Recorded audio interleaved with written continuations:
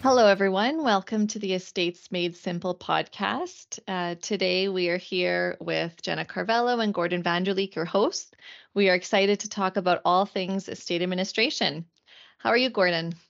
We're doing great. We're doing great. Yeah, looking forward to this episode. And as we talked about beforehand, we wanted to focus on this this episode being from the perspective of a beneficiary. So typically, our conversations are what about the looking at things through the lens of the role of the executor and that fiduciary responsibility. But we thought it'd be interesting to talk about those estate administration areas from the perspective of a beneficiary, right? I think we all hope we might be a beneficiary of an estate someday. That's always nice to get the check Of course. and to be part of that. So we thought, why not focus on a few points to consider in the role of the beneficiary. And yeah, I think the first tip that we had talked about that we want to put out there is patience, to be patient with regard to the administration. So kind of touching on the perspective of, well, how long is this going to take anyway? So maybe you can kick off there, because I suspect when you had that role as working for the trust company, you got that a lot. Where show me the money, and having to have conversations with beneficiaries about those appropriate expectations. So why don't you kick off this first tip and give us some perspectives? Yes, of course. Well, great introduction to that tip, because I think that would be my number one piece of advice for any beneficiary listening.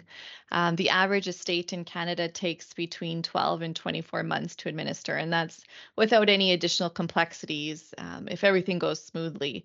So if you have that initial timeline in mind, it gives you a little bit of a greater understanding that your inheritance will take some time to receive.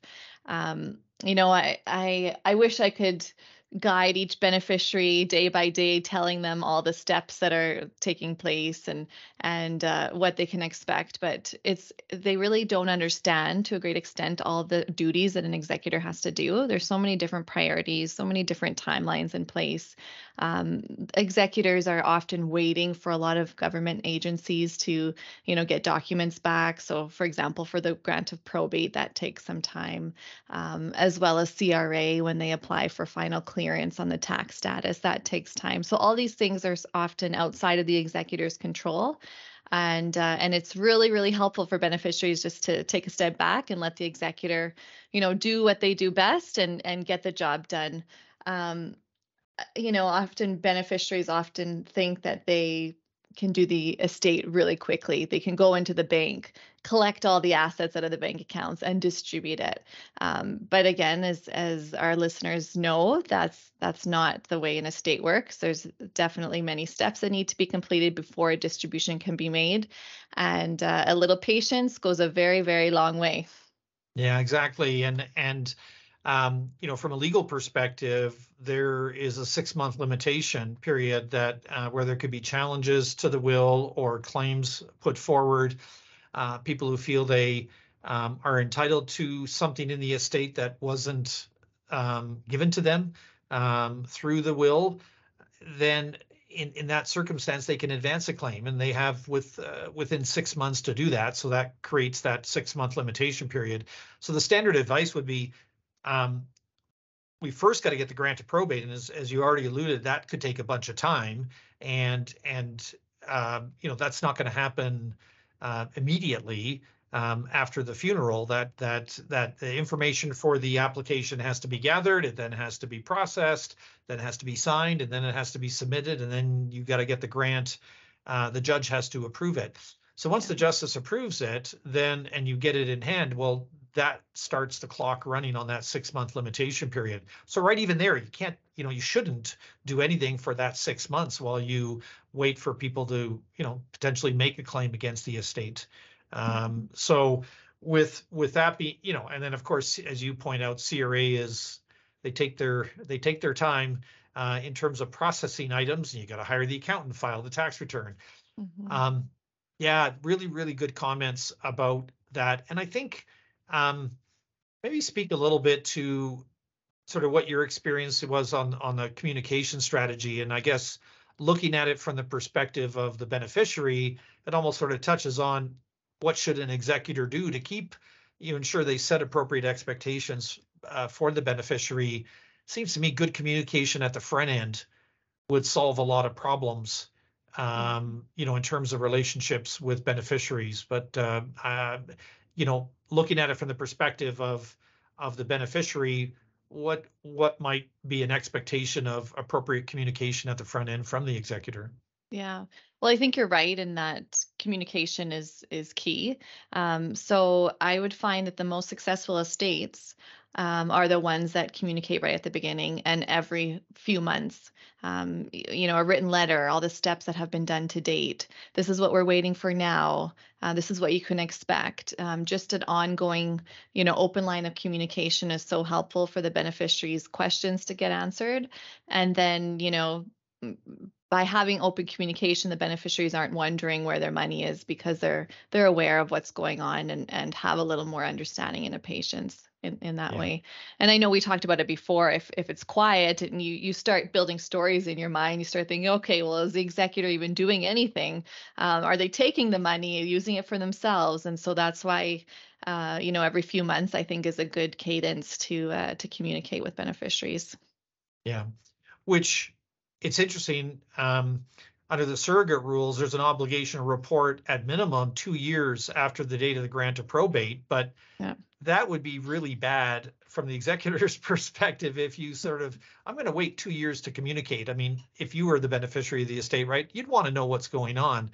So of I agree, course. just setting the expectation of don't call me every 3 days, but I will report to you this often, right? Or as Yeah. circumstances required, I think would be good strategy on the part of the executor, from looking at it from a beneficiary's perspective. Yeah. Yeah. Yeah, definitely. Well, and I'm interested, what's your number one tip for beneficiaries? Yeah, I think for the beneficiaries is, I think it strikes that balance between, the beneficiaries are the ones that have to hold the executor accountable. I mean, obviously there's rules the executor has to follow, um, but the court doesn't do it. I think a lot of people just assume, well, there's a judge out there that's kind of supervising the executor. No, the beneficiaries have to supervise, and if there's a problem, it's up to the executors to hold up to the beneficiaries to hold the executor to account. Now, typically, beneficiaries would not go out and hire a lawyer in the normal course. They don't, they rely on legal counsel guiding the executor, and the executor doing what you just said, which is making open and regular communication, being transparent of what's going on, even if it is, well, nothing has happened. Well, just knowing, hey, we're still waiting for this. Here's the update. Here's the report. I think is helpful. Hmm. And then you stay on a cadence that is reasonable and agreed to at the front end would solve a lot of, help get that information. Um, but you are entitled to information in relation to the estate, and I think you want to familiarize yourself with, well, what are the obligations of the executor, and we talk about that. We have talked about that in prior podcast episodes, and we'll continue to talk about it. So if you're a beneficiary, this is a good podcast to listen to, because we're going to talk about things that the executor is supposed to do, and if that's not happening, I would say approach the executor. But if you're not getting any communication, well, that's where maybe a lawyer getting involved might facilitate that communication. And I've done that from time to time, where I get hired by the beneficiaries, and I start with, sort of a stance of cooperation. Well, maybe they're just going through a tough patch, and everything is fine. They just don't know how to communicate that, or they don't realize their responsibilities. They don't have a lawyer helping them, so maybe we can straighten things out. Yeah. So with that, I would say you would want to get legal advice if you're not getting communication and you're reaching out to the executor and they're not responding. You don't want to let it go too far, because if there is a problem, the sooner we identify it as a problem, the better. So if there certainly there's if there's no communication with regard to the regular things that are happening, I mean, if 6 months has gone by and there's no opportunity or no discussion with regard to distribution, that would be a reason to say, hey, what's going on? Um, Oftentimes, if you are the beneficiary of a specific item, that's typically dealt with fairly early on in the administration of the estate.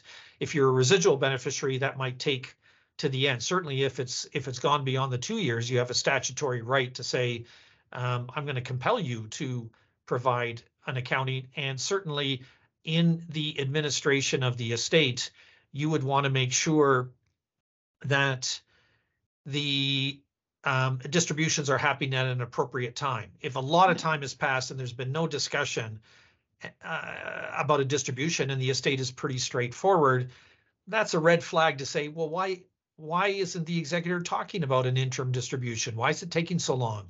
This isn't that complicated, right? So that Mhm. might be a warning sign that there's, things are maybe dragging on and the executor is not pursuing their responsibilities. So I think you want to make sure they're doing their job, but give them sufficient time to be able to do it, and see if they've fallen off the track of proper communication, give them an opportunity to get back on. If you have to go to court and the ultimate remedy is get them removed. Um, Mhm. and if you make that application in the court, you want to build the evidence that, well, you tried all the, lots of different ways to fix the problem before going to court. Um, but yeah, waiting too long is not necessarily the answer as well. But a lawyer can help with the communication. And if you're getting stalled at that point, then your recourse is to go to court. But Yeah. if the executor gets a letter from the lawyer going, how can we help move this forward? And can you please let us know what's going on? It's cooperative. It's not threatening in nature. Usually that can turn things around and people go, oh, sorry, here's an explanation. Let's get it back on track. And everybody's working to the same objective, because the obligations of the executors to do a distribution as expediently as possible, that is going to vary from from case to case. No estate is different, and a more complex estate will take a longer time to do a distribution. But those would be the signs: no communication, no distribution, or it's pretty clear they're not following the clear instructions of the will, or you're hearing problems um, from other sources. I had one beneficiary that a creditor was calling the beneficiary going, because Mm. they knew they were part of the family, is going like, why is my invoice not being paid? So that gave rise to saying, well, okay, they're not paying the bills. That's a bit of a problem. So it started a conversation Yeah. on that. Yeah. And is there even when the beneficiary first reads the will, and they think that maybe they're not getting the amount that they should, especially if they've been a dependent on the deceased, that would be another example of a time where they should seek legal advice just to Yes. know what their inheritance should be and if they should file a claim against the estate as well. Would you have any comments on that? Yeah, no, great point. We were talking about sort of the normal administration of the estate, but I appreciate you bringing that forward, because if where you would need to get legal advice is, do you have a claim against the estate? If you are financially, you're right. If there was a financial dependency between the deceased person and a family member, you have a right to bring family maintenance and support claim against the estate. You have to do that within 6 months, right? So there's a time limitation. Um, and in fact, you need the permission of the court if you miss that deadline, and the court may not give it to you, right? I was Mm, involved in a case where somebody missed the deadline. They just didn't get it filed within time, and we went to court, and we ended up settling that matter. But there was a really real risk that the person would have lost their rights because they didn't file on time within that 6 months. So yeah, if under Alberta law, which is different than BC law, yeah. in relation to a will's variation claim, you have to prove financial dependency. But if you also think there's a challenge to the role of the executor, or if you believe the will's not valid, you can go through formal proof of will, and challenge the will as being the appropriate wishes of the deceased. So those would be other reasons you would want to get advice if you think you have a claim. If you're not sure, better to get the advice and say, no, you don't have a claim, then you can't sit on that, and you lose your rights after that 6 months. Yeah. Which would be so unfortunate. Yes, indeed. Especially if that's needed. Now, hopefully, if the person, um, if it's a parent that died leaving money for children, they would have made that proper assessment. Yeah. But sometimes people pass away without a will and they never did the proper planning, so then it creates those claims. So if somebody's on AISH, the assured income for the severely handicapped, they have a long-term disability, they would potentially have claims against the estate. Or if you were separated from the person, your spouse, and that spouse passed away, you may have rights under the Family Law Act, or in terms of the matrimonial claims against the assets of the estate as a surviving spouse, if there was not adequate provision, or you otherwise have property rights that need to be adjudicated by the courts. Those would be another reason to put those forward.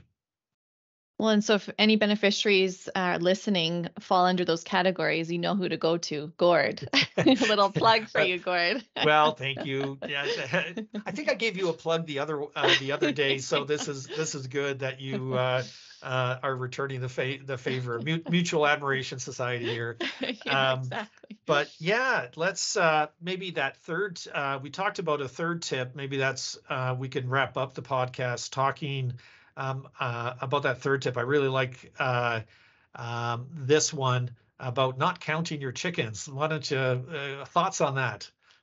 Yes, this is a common mistake that many beneficiaries make is they spend the money before they receive it from the estate.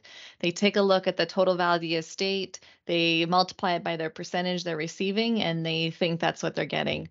But they've not taken into account two things. One is the time required to actually receive those funds, and two, there's expenses in the estate that need to be paid before they actually get the rest of their inheritance. So don't count your chickens, as you mentioned, because many unexpected things could come up in the estate. CRA might take longer than expected. I've once waited for a clearance certificate for over 2 years on a standard file just because it was being reviewed by another person at CRA. So it can take longer than you expect. Creditor might come out of the woodwork and say the estate owes them this much money, which reduces your share of the estate. So it's really important to just be patient and keep your expenses at a minimum until you actually have the money in hand and you can put that to the bank. As you're saying that story, I'm reminded of an estate a number of years ago where beneficiary called going, well, when am I getting money? Because I bought a boat and I need to go pick it up because it was the Yeah. spring and starting of boating season, and they went and spent their money, and I was the bearer of bad news going, well, you better go get a loan for, like, you're not going to get a check anytime soon. And he was flabbergasted going, he just thought, okay, a couple months I should have a big check, and went out and bought a boat. It's like that's sort of counting the chickens, right? I mean, that's making an assumption. Yeah, so don't do that. In that situation, I guess to add to what you said, I think certainly the amount owing for taxes is never known. When you're Yeah. filing the application for the grant of probate, you can only make, I mean, you might even have an estimate, but you probably don't. And it's going to take quite some time to figure out what is owed. So if there's more complex assets, that may give, who knows how much capital gains there are. If there's recreational property, we got to do valuations and figure out what the tax is on that. We had one estate where the person passed away. They hadn't filed tax returns for 10 years. Well, Oh guess what? no. That delayed the administration of the estate. That the beneficiaries were unaware of that. Of course, they would be, right? I mean, Yeah. but they just assume, oh, this should be wrapped up in a couple of months. Well, it took a couple of years, Yeah. right? But to try to get all the information to file 10 years worth of tax returns. And so to layer on what you're saying, maybe another way of saying it, the probate application typically will lay out assets and liabilities of the estate as best known at that point in time. Point number Mhm. one, we may not know all of them. We already talked about saying we have no idea what Canada Revenue Agency is. Maybe we know the cost of the funeral, but we don't know the legal expenses. We don't know Mhm. the accounting expenses. There's been no judgment as to what appropriate executor's compensation is. And all those debts are not listed on the court papers. So I find what people do is they Yeah. get the probate application, which they get it by registered mail, and here it is, or under the new system, they get it through the surrogate digital service portal by email saying, here's the application. So you're right, they take that number, divide by the number of beneficiaries. That's what I'm going to get. That's never what you're going to get. So Yeah. hopefully part of the communication plan would be forewarning beneficiaries of going, we could have expenses in the order of such, right? Hmm. If an estimate can be made, but that's even sometimes difficult to make those kind of estimates. But always assume it's going to be less than what's on the probate document. It always is, right? Yeah. Because the expenses of the estate are not recorded, Yeah. which begs the question whether it's a very useful process to put that in the probate application at the front end. Under the new rules, you can actually, you have 6 months in which to amend. So a lot of times people will go, I'm just going to put in a to be determined. And then 6 months later, when I have a better idea, then I'll file it, which almost is better from a communications perspective, looking at it from the beneficiary. So yes, I would support what you're saying is saying just assume there's going to be some expenses that is going to grind down that amount, and you get it when you get it, and it could take a while. The other story that comes to mind, maybe to layer on as an example, what you're talking about, another problem is what about litigation? We talked about the possibility that somebody may advance a family maintenance and support claim, but I was involved in a state pretty simple, straightforward situation, and the family wasn't even aware about it, but it turned out mom got into a car accident a couple months before she passed away. Oh So no. now there's somebody was claiming an injury, and it took about 3.5 years to wind its way through the courts, as these things do, right? Hmm. So there the beneficiaries had to wait for no fault of their own because mom got in a car accident and hurt somebody, right? Wow. So there are things that are just outside of everybody's control. That's not the executor's fault, but we couldn't do a distribution in the estate because if there was a possibility that in this case there was a possibility the plaintiff's claim would have exceeded the coverage under the insurance policy that mom had on the car. Mm. So therefore there would have been a claim against the estate. Therefore the executor cannot do a distribution until that claim is resolved, or they're personally on the hook for it, right? Because part of the role of Yeah. the executor is to deal with all the creditors of the estate. So there's an example of lots of things that can go wrong. So just be careful with regard to it and be patient, right? And because there's lots of things from a legal perspective that can derail a timely administration of the estate. Hopefully Yeah. it's not because the executors not doing their job, because hopefully the executors are listening to us and they're knowing exactly what they need to do and they're getting proper advice. Or it's a professional executor and they know their responsibilities. But yeah, just maybe in closing, any other thoughts that come to mind or concluding thoughts with regard to looking at an estate administration through the eyes of a beneficiary? Hmm.